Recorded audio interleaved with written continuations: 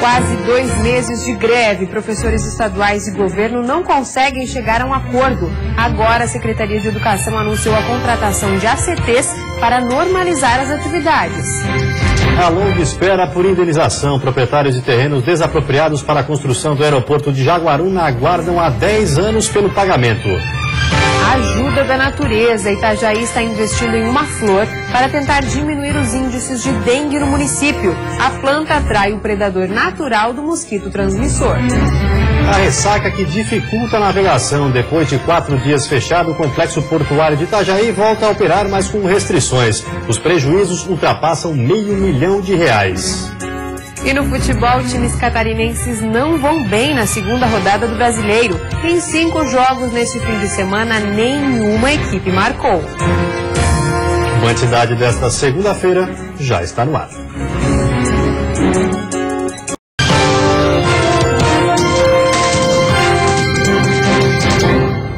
Olá, boa noite. Boa noite. A paralisação dos professores em Santa Catarina já dura quase 2 meses. De um lado, o direito de greve dos profissionais e de outro, a urgência dos alunos em retomarem as aulas. Com o impasse, o governo decidiu tomar uma medida extrema, contratar substitutos para as vagas ocupadas pelos grevistas.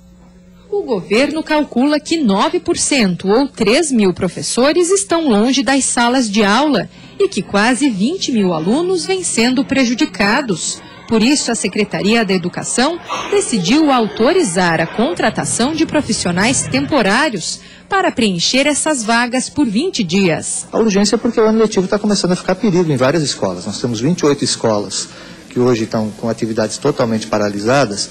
Das 1.100. É um número pequeno, mas é um número que nós precisamos organizar para a retomada. A categoria está paralisada há mais de 50 dias. Um grupo chegou a ocupar prédios públicos, como a Assembleia Legislativa, e interditar o trânsito em diversas ruas da capital. Mas o Sindicato dos Trabalhadores em Educação diz que em nenhum momento a greve foi considerada ilegal e avalia a substituição dos faltantes como uma ameaça para intimidar os grevistas e pretende recorrer ao judiciário. Aí os trabalhadores, obviamente, estão recorrendo ao sindicato, sentindo ameaçado, porque essa vaga deles está sendo substituída por outro trabalhador. Para o presidente da Comissão de Moralidade Pública da OAB em Santa Catarina, a dificuldade existe porque não há uma lei que regulamenta o direito de greve no serviço público e excessos acabam acontecendo dos dois lados. A substituição, segundo ele, está dentro da lei e não deveria colocar em risco o retorno às atividades no futuro. Mas o mais importante, segundo o advogado, é prevalecer o equilíbrio. Em tese seria não haver radicalismo de ambos os lados e chegar a um consenso tanto do ponto de vista da remuneração dos professores quanto dos seus direitos. Com a rejeição ao último acordo oferecido, os professores decidiram continuar a greve por tempo indeterminado. Por outro lado, a Secretaria de Estado da Educação descartou qualquer nova reunião ou encontro com a categoria. A partir de agora, as tratativas estarão concentradas na Coordenadoria de Negociações do Governo, um grupo especial formado exclusivamente para estes fins, mas que também não definiu data para se pronunciar. Mobilidade urbana. A Via Expressa poderá ter uma 3ª faixa na Grande Florianópolis. A obra dispensa licitação e, se aprovada, deve melhorar bastante o fluxo de veículos no trecho. O Departamento Nacional de Infraestrutura, o DENIT, está estudando a proposta de construção da 3ª pista marginal na BR-282. O local é conhecido pelos congestionamentos diários. Durante os horários de pico na capital, a construção foi solicitada na semana passada pela comitiva da Frente Parlamentar da Mobilidade Urbana Sustentável da Grande Florianópolis ao ministro dos Transportes. No projeto, a 3ª via começa na saída da ponte e vai até a BR-101 em São José. A obra tem custo estimado de R$12 milhões e dispensa licitação, podendo ser construída com recursos da manutenção da própria via, o que torna mais rápida a construção e a entrega da obra. O ministro da Fazenda, Joaquim Levy, cumpriu a agenda em Santa Catarina no fim de semana. Ele passou por Florianópolis e falou sobre o ajuste fiscal para enfrentar a crise econômica. Recepcionado pelo governador do estado, Raimundo Colombo, o ministro Joaquim Levy falou sobre os processos que a economia brasileira vai ter de sofrer para enfrentar a crise e voltar a crescer. Segundo ele, o país passa por um momento de ajuste e de transformação da economia em nível global. Por isso, são necessários 3 fatores para reerguer a economia. Um deles é o ajuste fiscal e o corte de gastos. Todo mundo sabe que há uma mudança a nível global, queda dos preços das commodities, a economia mundial em alguns lugares ainda está procurando se encontrar, em outros já sabe qual é o caminho. Então é um momento que o mundo todo está mudando, o Brasil tem que mudar. O ministro destacou também que para retomar o crescimento dos empregos no Brasil é preciso aumentar as exportações e garantir competitividade à indústria. Nós vamos tentar voltar ao nível de 2013. É um exercício de disciplina, mas 2014 foi um ano que foi um pouco além do que a gente consegue sustentar.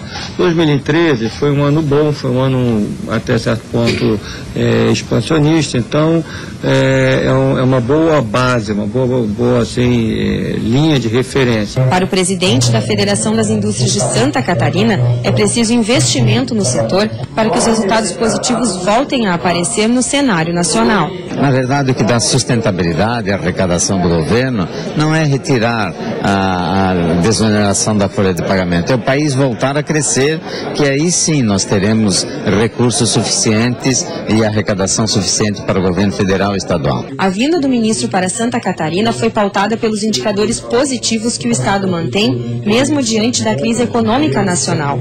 Em 2014, Santa Catarina foi o maior gerador de empregos do país, batendo inclusive o estado de São Paulo. O feito foi repetido neste primeiro trimestre do ano. Santa Catarina também liderou o ranking de crescimento de arrecadação de ICMS em 2014, entre os estados que mais arrecadam, com um aumento de 12,2%. Além disso, tem também um dos menores níveis de endividamento do país. Há grandes desafios pela frente, mas até o momento a gente está conseguindo vencê-los. E nós temos uma série de ações internas de promoção do crescimento econômico para manter esse processo e também a continuidade da geração de empregos. Depois de passar por Florianópolis, o ministro da Fazenda seguiu para Joinville, no norte do estado, onde visitou empresas da região e participou da missa de 7º dia do senador Luiz Henrique da Silveira. E a seguir, Itajaí, que concentra a maioria dos casos de dengue no estado, agora busca também na natureza recursos para acabar com o mosquito. E ainda desabastecimento, vacinas BCG estão faltando nos postos de saúde de Florianópolis.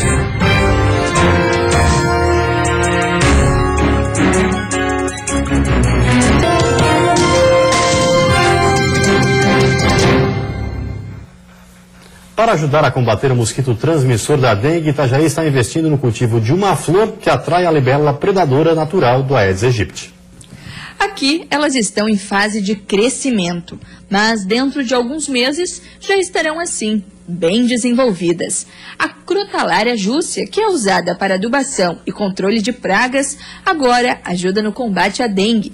A flor atrai a libélula, predadora natural do Aedes aegypti. E além da libélula ser predadora do mosquito, ela também deposita os ovos nos mesmos locais que o mosquito da dengue deposita os seus ovos. Ou seja, onde tem água parada, onde tem água limpa. E as larvas da libélula se alimentam também das larvas do mosquito da dengue. A Crotalária começou a ser cultivada pelo Viveiro Fazenda Nativa em Itajaí no mês passado. A planta leva de 90 a 100 dias para dar a flor e pode atingir até 1 metro de altura. Estudos sobre a eficácia no combate à dengue devem levar 1 ano para ficarem prontos. Itajaí é o primeiro município do estado a utilizar a planta para esse fim. A iniciativa ainda não tem uma comprovação científica, mas os municípios que já utilizaram tiveram bons resultados. O José está plantando para a gente e vai ensinar como se cultiva. Isso mesmo, o cultivo da Crotalária ele é bem fácil, né? Ela pode simplesmente ser semeada, assim como eu estou fazendo, só jogada sobre o solo, né? E aí ela vai procurar se enterrar. E essas aqui, ó, nós fizemos na sexta-feira. Vocês podem observar que elas já estão num porte bacana, né? E com 15 dias ela atinge aquele outro tamanho. Ela exige bem pouco cuidado, né? Até antes de nós estarmos disponibilizando para a população, nós fizemos alguns testes e ela se saiu muito bem, sem rega, sem cuidado nenhum. Nós simulamos um terreno baldio, em que a pessoa simplesmente lançou as sementes ali e elas tiveram uma grande taxa de germinação sem qualquer tipo de cuidado. Se a pessoa puder estar molhando cada 2 dias, né, vai acabar acelerando o processo, mas ela é uma planta bem rústica. De janeiro a março, o Brasil registrou um novo caso de dengue a cada 20 segundos. De acordo com o Ministério da Saúde, o número total mostrou um aumento de 240% em relação ao mesmo período do ano passado. Em Santa Catarina, Itajaí é o município que mais apresenta casos positivos. Desde o começo do ano, já são mais de 1.450. Ações com o uso da cotralária auxiliam, mas não dispensam os cuidados que cada morador deve ter com o seu meio ambiente e com os espaços públicos. A crotalária é apenas uma aliada, além de ser também uma espécie bonita, uma espécie ornamental, que a flor dela é amarela e bem bonita também. A terça-feira vai ter sol entre nuvens em todas as regiões. Na Grande Florianópolis, Vale do Itajaí e Litoral Norte, os ventos úmidos provocam chuva fraca, mas há períodos de melhoria. A temperatura mínima fica em 10 graus na Serra e a máxima em 27 no sul do estado. No Planalto Norte, mínima de 13 e máxima de 21. No Vale do Itajaí, Grande Florianópolis e Litoral Norte, máxima de 23. E no Oeste, mínima de 16 e máxima de 26 graus. Reta final de imunização. Esta é a última semana da campanha de vacinação contra a gripe. No estado, os índices ainda são considerados baixos. Daiane aproveitou a última semana da vacinação contra a gripe e trouxe o pequeno Vitor para se proteger da doença, já que o frio está chegando por aqui. Daí eu fiquei com medo de não vir antes e ele ficar doentinho por causa disso, né? Daí eu falei, não, eu vou ir, imagine se chega a pegar antes do tempo de eu ir, Deus livre. Assim como Daiane, várias pessoas também compareceram a essa central de vacinas no centro de Lages hoje. A imunização contra a gripe é gratuita e vai até a próxima sexta-feira. Até agora, apenas 45% do público-alvo foram vacinados no estado. O índice é considerado baixo, já que a meta é vacinar 80%. Ainda são esperados nos postos quase 1 milhão de catarinenses, que estão incluídos nos grupos prioritários. Entre eles estão as crianças a partir de 6 meses de idade e menores de 5 anos, gestantes, idosos com 60 anos ou mais e pessoas com doenças crônicas. A gente tem uma preocupação para quê? Que as pessoas procurem a imunização o quanto antes, principalmente aquelas que são da população-alvo, porque um indivíduo contaminado com vírus, ele pode rapidamente contaminar mais. O vírus H1N1, que é da gripe A, já está circulando no estado, tendo levado na semana passada à morte um homem de 57 anos no município de Videira, no meio oeste. Ao todo, 14 casos de síndrome aguda grave foram registrados em Santa Catarina.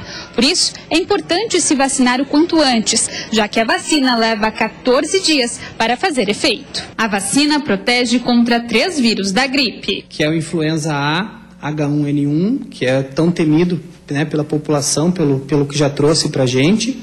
O influenza A, H2N3 e o influenza B, que foram as cepas do vírus que mais trouxeram problemas no ano passado. Além da imunização, essa gerente regional de saúde faz um alerta sobre as outras medidas que devem ser tomadas no dia a dia para ajudar na prevenção contra a gripe. A lavagem de mãos, ela é assim mandatória, né? Isso foi a melhor barreira que se existiu. Então tenha sempre um vidrinho de álcool, né?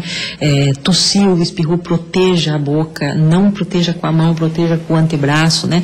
Lave as mãos, não toque o olho, não toque a mucosa da boca, o nariz enquanto você está trabalhando, porque eu espirro aqui, eu pego na maçaneta, eu cumprimento alguém e isso já dissipou o vírus. Faltam vacinas em Florianópolis. A Secretaria de Saúde informou hoje que notificou o Ministério Público sobre o desabastecimento da BCG.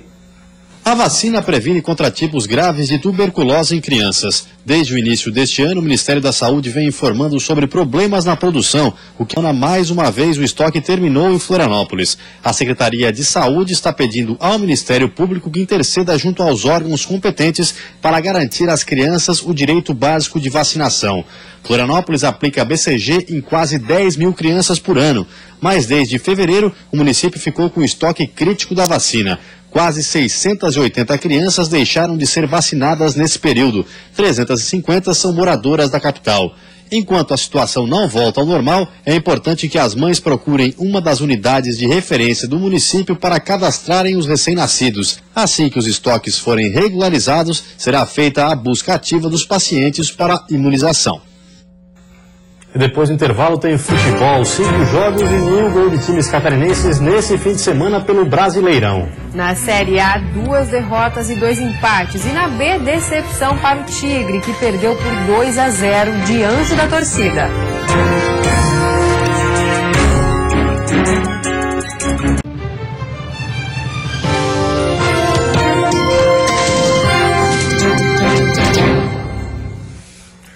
Futebol, uma rodada nada boa para os times catarinenses da Série A, que não conseguiram fazer nenhum gol nos adversários. Confira como foi. Jogando em Araraquara, interior de São Paulo, a Chapecoense foi derrotada pelo Corinthians por 1-0.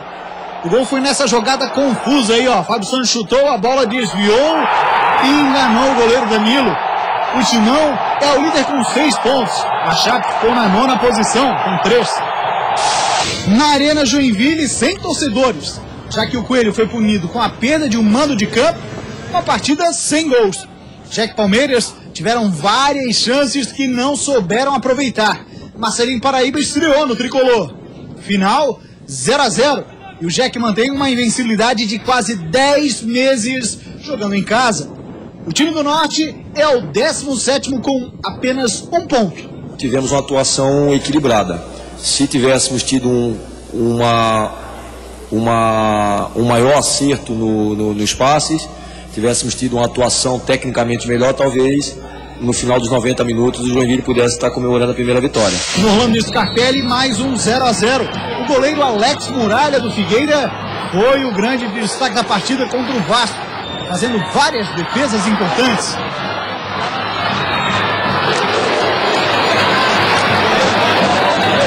Mas o time pecou no ataque. Muitas oportunidades foram perdidas, como nessa bela jogada de Cleiton. Ele deu um balãozinho e depois uma baita. O Figueira ficou na vice-lanterna. Também tem 1 ponto. Em cima de tudo isso, se você analisar o jogo, a equipe fez uma partida convincente. Eu acho que o resultado justo poderia ter sido a vitória do Figueira pelo que o Figueira fez, principalmente no segundo tempo. Em Porto Alegre, o Avaí também teve muitas chances de marcar, principalmente com o Anderson Lopes. O jogo marcou a volta do zagueiro Emerson, o Leão da Ilha. No segundo tempo, o Inter colocou em campo Vitinho. Ele decidiu a partida com esse chutaço. 1-0 para o Colorado, que marcou os primeiros 3 pontos no Brasileirão. O Avaí é o 16º, com a mesma pontuação do Figueira e Joinville, 1 ponto só. E pela Série B, decepção do Heriberto Wilson. Depois de uma boa estreia vencendo fora de casa, o Criciúma foi derrotado por 2-0 diante da torcida. O Criciúma recebeu o ABC de Natal e na primeira chance um cruzamento de Rodrigo Andrade e Kleber Santana bateu com perigo. Bola na área e novamente ele, Kleber Santana. Desta vez subiu sozinho e quase marcou. Era uma atrás da outra e até mesmo o goleiro Saulo se atrapalhou. Ela sobrou para Kleber Santana, que por pouco não abriu o placar. O Tigre chegava a todo tempo, mas errava na pontaria. Neto Baiano tentou de falta, Saulo salvou. No escanteio, mais uma vez Kleber Santana quase marca pelo alto. A única chance do ABC na etapa inicial foi este chute de Marcílio. E o domínio do Criciúma terminou junto com o primeiro tempo. Até parece que o ABC guardou todo o futebol para a etapa final. Logo aos 8 minutos, Ronaldo Mendes tirou o zagueiro e bateu no cantinho. 1-0 ABC.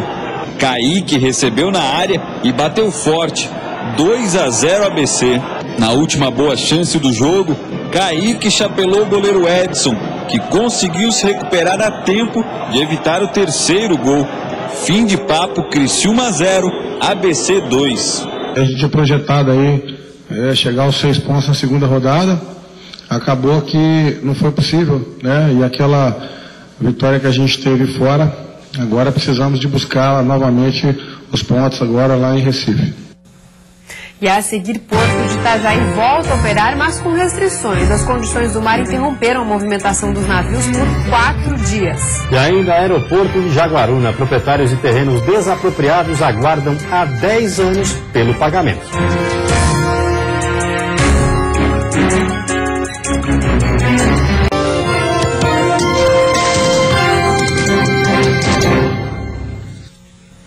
O aeroporto de Jaguaruna, no sul do estado, registrou o primeiro voo comercial há menos de um mês. Mas as obras de toda a estrutura iniciaram há mais de 10 anos. E mesmo depois de tanto tempo, alguns proprietários dos terrenos onde o aeroporto foi construído ainda não receberam o valor da desapropriação.